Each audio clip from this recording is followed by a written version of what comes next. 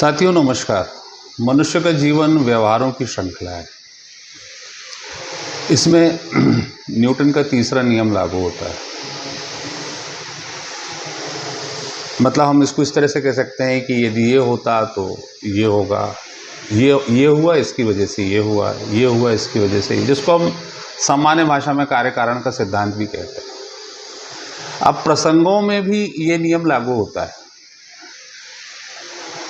कल्पना कीजिए कि यदि दुर्योधन को जब वो महल में घूम रहे थे, भ्रमण कर रहे थे कर्ण के साथ, यदि सरोवर में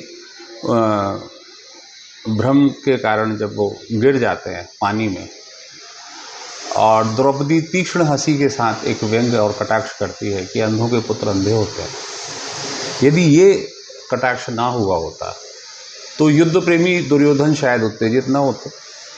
यदि वो उत्तेजित ना होते तो शायद उनके मन में ये कामना ना आती कि इस स्त्री को जीता जाना चाहिए, इसे दासी बनाना चाहिए।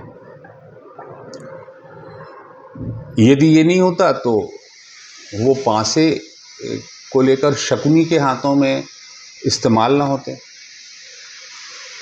और यदि ऐसा नहीं होता, धूत क्रीड़ा या जुआ की घटना नहीं होती, तो भीम ये सुनकर जब ये कथन उनके कानों में पड़ता है तो ये प्रतिज्ञा नहीं लेते कि मैं इसकी जंघा को इसके शरीर से अलग कर दूंगा और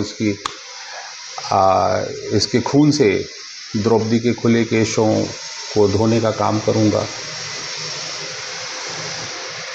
दरअसल उरुभंगम के बारे में जब मैं आपसे बार बार कहता हूँ तो उसके पीछे मेरा लक्ष्य यही होता है कि मैं उसके सहायक प्रसंगों को पहले आपके सामने रख दूँ।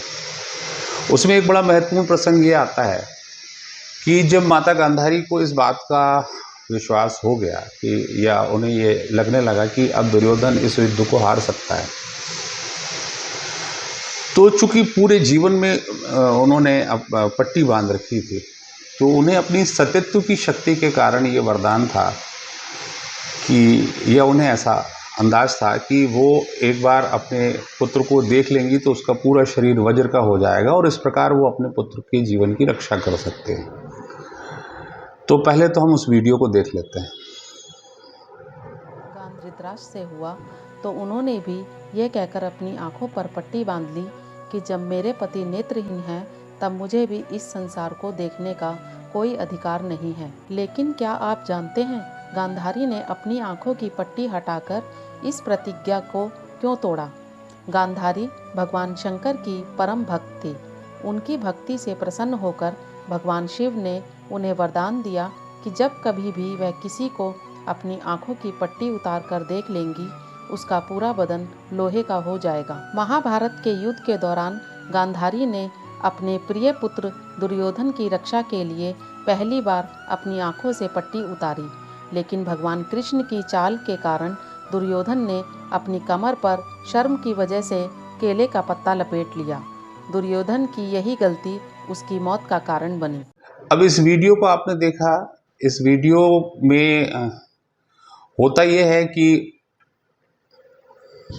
माता गांधारी ने अपने पुत्र को नवजात शिशु की स्थिति में बुलाया था, मगर रास्ते में उसे कृष्ण मिल जाते हैं दुर्योधन को, और वो उसे समझाते हैं कि लोक व्यवहार के हिसाब से ये उचित नहीं है कि अब तुम युवा हो और तुम नग्न अवस्था में अपनी माता के समक्ष जाओ।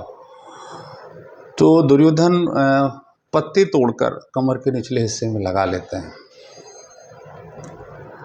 और इस वजह से जब द्रौपदी जब गांधारी अपनी पट्टियां हटाती हैं तो उनका पूरा शरीर वज्र का हो जाता है, मगर कुछ हिस्से ऐसा होने से रह जाते हैं।